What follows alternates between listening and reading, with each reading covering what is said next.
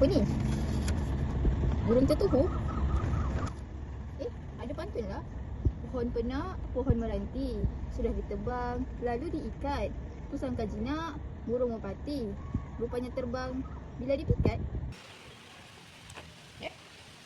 Apa ni? Candy. Oh, ada pantun lah. Kuat tarik kerana kuda, kuat ikat kerana tali.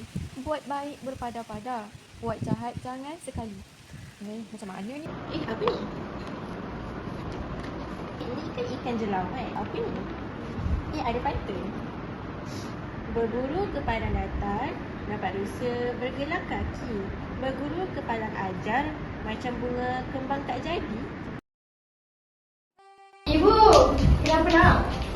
Ibu, rakan saya sering menyangka saya sombong dan suka didekati ibu. Tidak mengapa nak, biarlah kita berjual mahal. Kerana kamu alasannya maruah diri tidak ternilai harganya. Bak kata peribahasa, jinak-jinak burung merpati nak. Anak tahu tak maksudnya apa? Ananda faham maksud ibu. Setelah dengar kata ibu, Ananda teringat satu pantun. Dengar ya. Sila nak. Anak belut di dalam raga, dimasak sunti dengan tertuhu. Dalamnya laut, boleh diduga. Jauh di hati, siapa yang tahu? Benar nak, tiada siapa dapat menduga. Terima kasih ibu. Ya. Ibu, saya tidak tahu dah anda berasa marah ataupun sedih.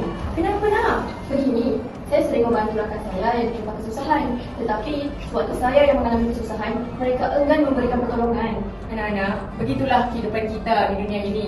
Janganlah kita terlalu baik kepada orang dan janganlah kita berbuat jahat kepada mereka walaupun sekali nak. Baiklah ibu. Anak juragan membawa kendi, nampak kedidi di hujung desa. Kejahatan jangan dibiar membadi, kerana budi badan binasa. Betul tu nak. Anda faham maksud Adila? Alah, payahlah payah, kejebak payah. Wah, syarat sekali Adila berpantun dia. Apa yang kalian bincangkan? Ibu sedang memberi nasihat nak. Nasihat apa itu ibu?